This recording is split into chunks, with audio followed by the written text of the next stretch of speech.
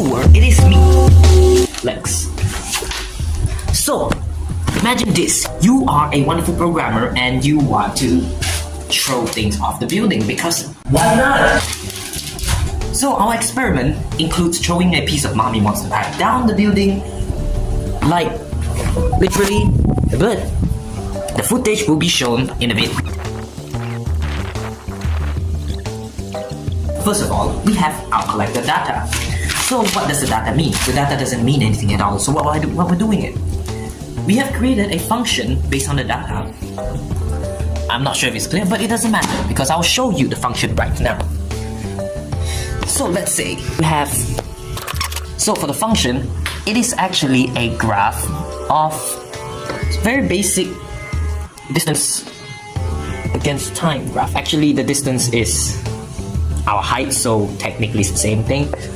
So you would expect it to go like this because it's a falling Mommy Monster Pack, and the formula would be something simple. But it's not, because our Mommy Monster Pack is so light, air resistance have a really big impact.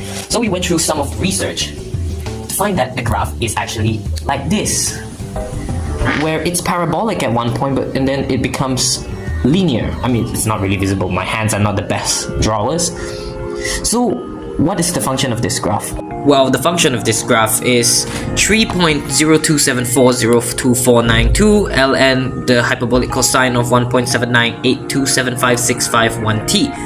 The reason I'm using this image instead of the previous footage of me writing on the whiteboard is because this one is more easier to be noticed, where you see the first part of the graph. It follows a parabolic curve, but then it turns into a constant linear function, which is the terminal velocity of the Mommy Monster Pack. So what is the problem here? Why are we not just letting the computer compute every value for us? Well, because you see, the reason we are doing this is because when you have a function and you're trying to find the output based on a specified input, you could just compute that really easily. Except when it's finding an input given a specific output, without a inverse function, you really couldn't do anything besides do a Bitcoin mining search, which is literally almost impossible. So our best way to deal with it is using the bisection method instead of using the inverse function. The best way to do it is if you delete the graph. Absolutely delete the graph. So our next step is to draw the graph below. Around exactly at 6.982. We're gonna minus this original function by 7. Why 7? Because that's the approximated